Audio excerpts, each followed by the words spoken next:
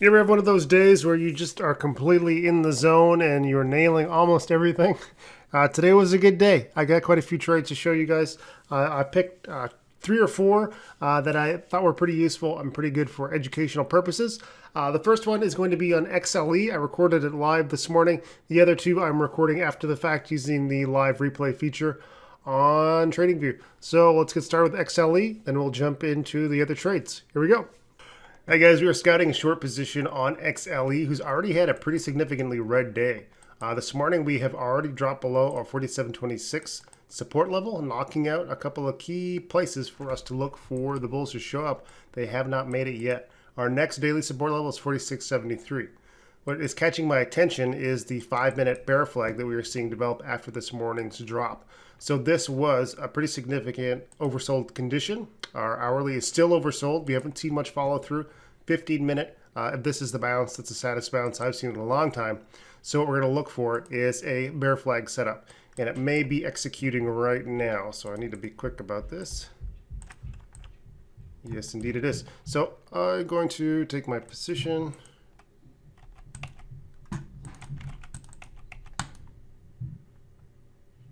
Okay, and I'm going to set my stop loss at the high of our bounce so far. I'm going to give myself a lot of wiggle room.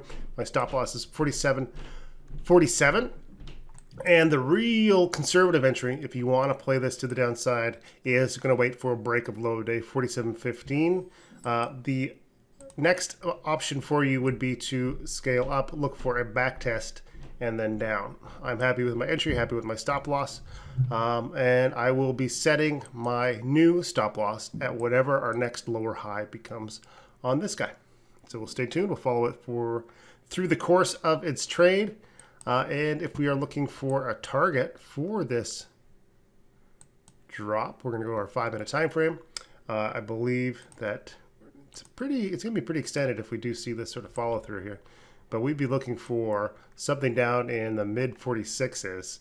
That would be pretty aggressive for the bears, but that would be our phase 2 setup. So we'll see what happens here. All right, we've seen some good follow through here now on the 2-minute time frame. We didn't get any sort of back test. This is indicative of stronger bears without the bulls having any sort of ability to push back. So we will expect some sort of sign for the bulls to show up here. Right now we are at pretty extreme levels.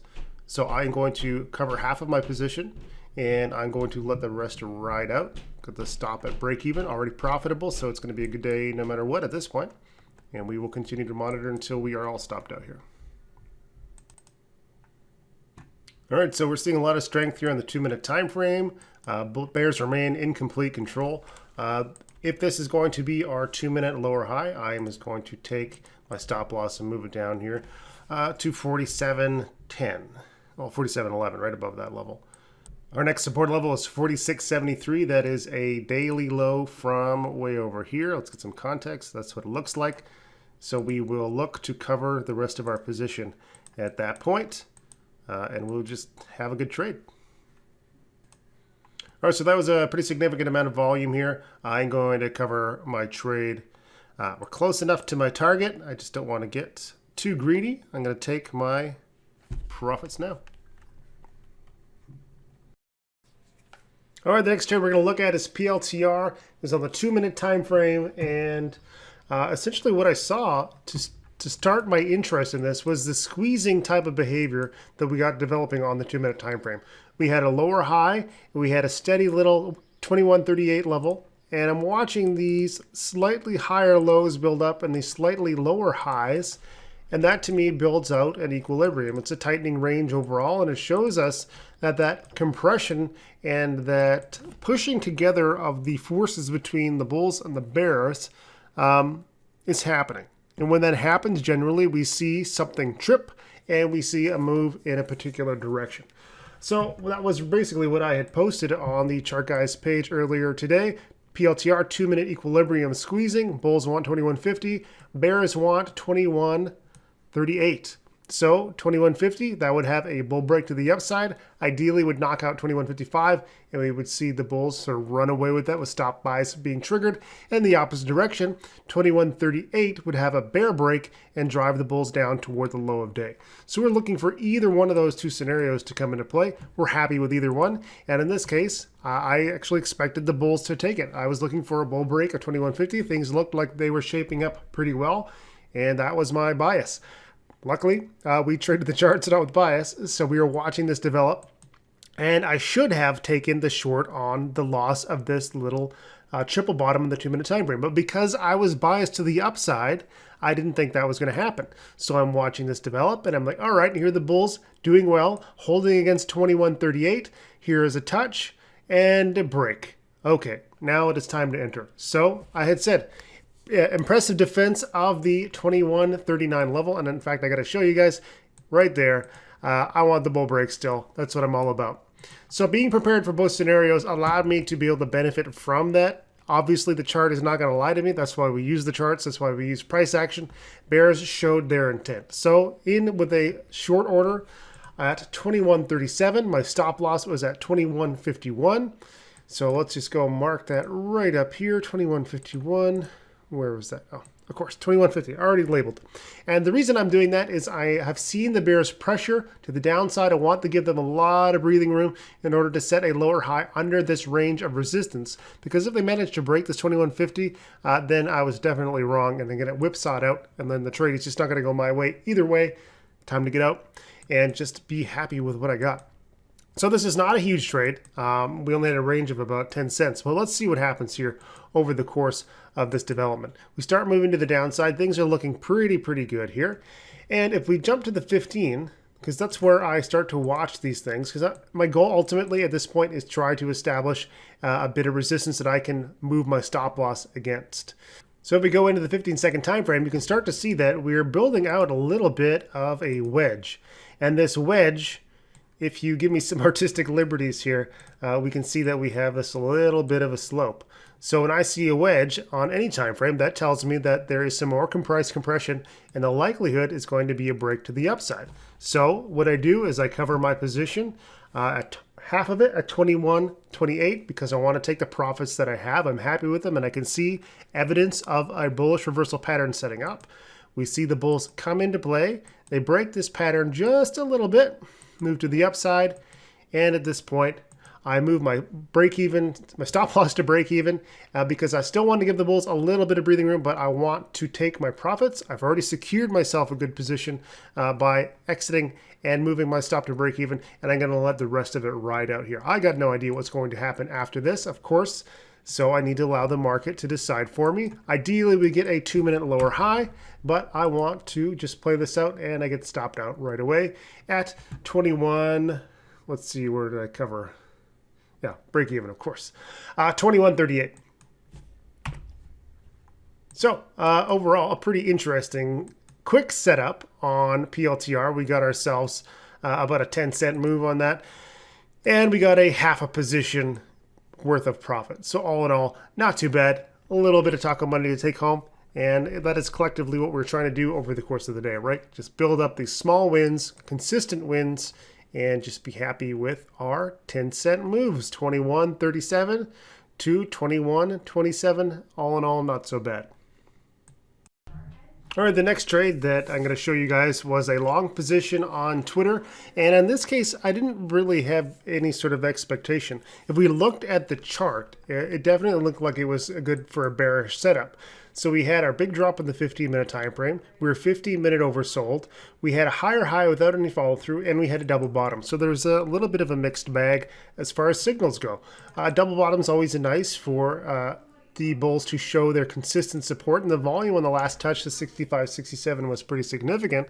But we also had ourselves a 15-minute inside bar with a double bottom, And because of all of that conflicting information, that's pretty much just what I posted in the chat room. Twitter double bottom, 65.67, inside 15, so inside bar in the 15-minute time frame, bear flag consolidation, and I'm going to look for a bull break on this if QQQ isn't going to be in a very, very bearish setup. So essentially, because QQQ was bearish for so much of the day, if we saw a very strong setup for QQQ to be breaking bearish and dragging down the market, that would negate my interest in any bull position. So as I'm looking for Twitter to break bullish, I'm gauging what QQQ is doing. If QQQ is not going to be doing anything and it's not really a factor, then I'm going to go proceed with my entry on Twitter.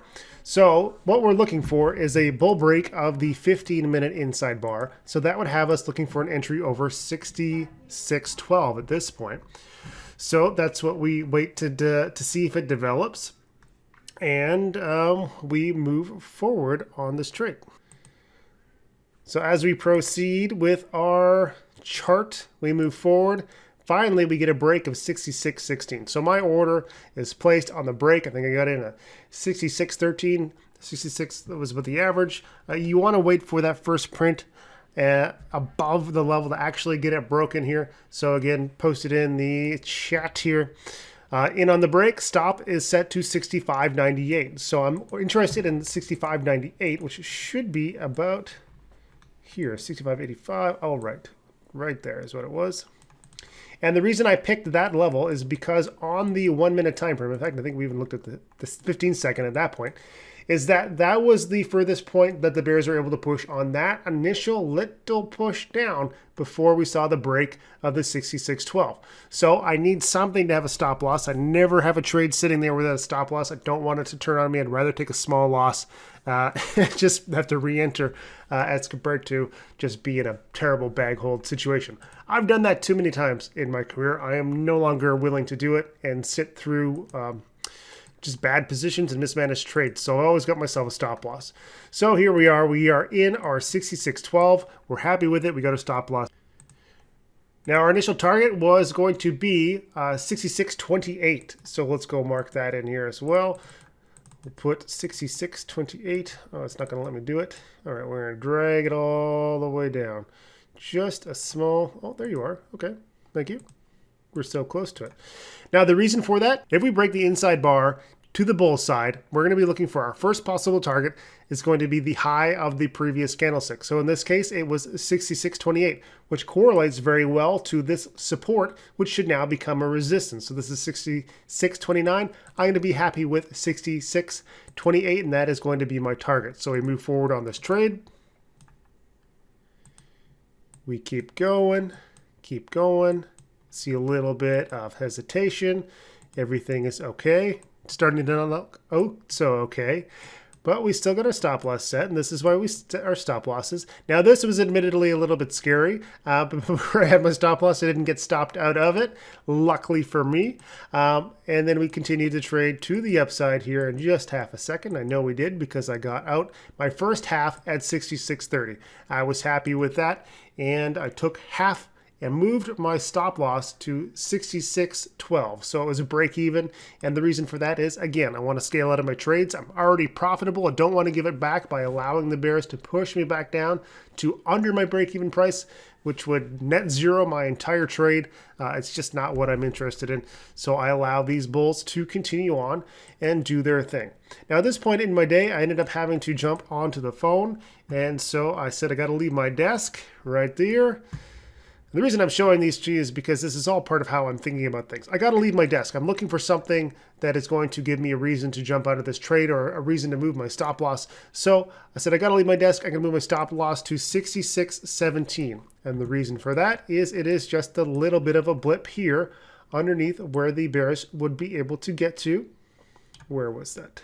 Probably on this 15-second timer again. Yeah, right there. So right under 66.18. I don't want to give up anything. I'm happy with this, but I still have to be able to manage my trade while I'm not going to be at my desk.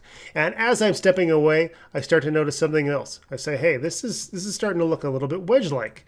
You know, if this is going to be a wedge, then I definitely don't want to be too loose with my stop losses. In fact, I think I should probably just take profit against resistance, which is exactly what I did. So I see the bulls coming up here.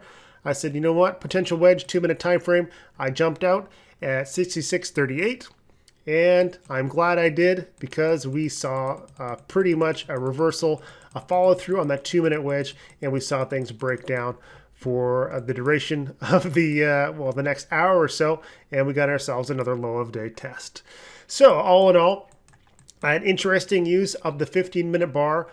We had a 50-minute oversold conditions. We saw that the bulls and bears are battling it out. Bulls proved their upside potential by breaking the high of our resistance. Our target was easy to pick. It was the high of the preceding candle. And then we just wrote up our stops and used the price action pattern recognition in order to justify taking the rest of our profits. So a pretty good trade on TWTR. All right, guys, the last trade I want to look at today was on Netflix. And I was interested in Netflix primarily because we managed to break the low of day, this 546.51, and we just didn't see any follow through on that. And that was actually an hourly inside bar bear break with zero pizzazz, no razzle dazzle. No one brought anything of interest to the table, and the lack of movement in one direction is often a vote of confidence for the other direction. So what we end up doing is looking at the high point of the following candle. So our inside bar breaks a bear, and what we want to do is wait to see what happens with the next candle. So we end up opening this, and we see that we have a resistance point, our high of 549.90. And that is the interesting trigger point, and is the activation for the buy signal on a inside bar reversal. Now me, I'm going to be a little bit more conservative. I'm going to be waiting for a break over 550.92. We're discussing these inside bars inside the chat room, and this is what I posted. I'm going to play the conservative game a little bit. I'm happy with the profits that I've got today. So where are we here? Netflix on our break over 550.92. Target is going to be 553, and I'm going to be happy with that. So we end up seeing our movement in that direction. We can see down here, we've already broken bull. We know that. We get our bear break, and what happens is the nice amount of volume coming through almost immediately on Netflix. So that was an hourly inside bar. It was the high of the bounce on the 5-minute time frame. We consolidated nicely for quite a while, finally got an inside bar. Key level, follow through, and good volume. So nice move on that one. And in fact, I was so happy with what the bulls are doing, I moved my stop to break even. And let's see, I was out half at 552.90. So let's move forward on that one. 552.90. I'm happy with that. And then I left. At this point, my stop loss is still the same. It's at break even at this point. I'm not going to give anything back. I rarely like to do that. And what I end up doing is selling another quarter on the way up, and I set my stop loss the remaining little bit here at 551.37, just because it's a nice happy level for me. And I can go on and do other things and let that quarter of my position maintain itself just fine. And to just cap out the trade, I moved my last stop to 552.22 just to be able to take as much of these profits as I could. Ended up getting stopped out on that last quarter, and overall it was a pretty good thing too, because we ended up seeing quite a bit of bear follow through after our high of 55.44. This is why we like to use stop losses. It was a nice trade setup in the moment, but overall we just went sideways for the day. So we want to be able to use these stop losses to manage our positions and lock in our profits and just be happy. And a good lesson for everybody right here. Thank goodness for stop losses. All right, that's enough trading summary today. Quite a few strategies in play. We used our bear breaks of our inside bars, bull breaks of inside bars. We had bear flags, we had double bottoms, we had mixed bag signals, and finally allowing the market to tell us what to do. A lot of different trading strategies. But overall, the biggest benefit was the fact that the chat room was there helping me out. A lot of eyes, a lot of really smart people, a lot of excellent traders all helping each other. That's what the community is all about. All right, this was a lot of fun today. Hopefully it was helpful for you guys, and we will do another one very, very soon. Take care.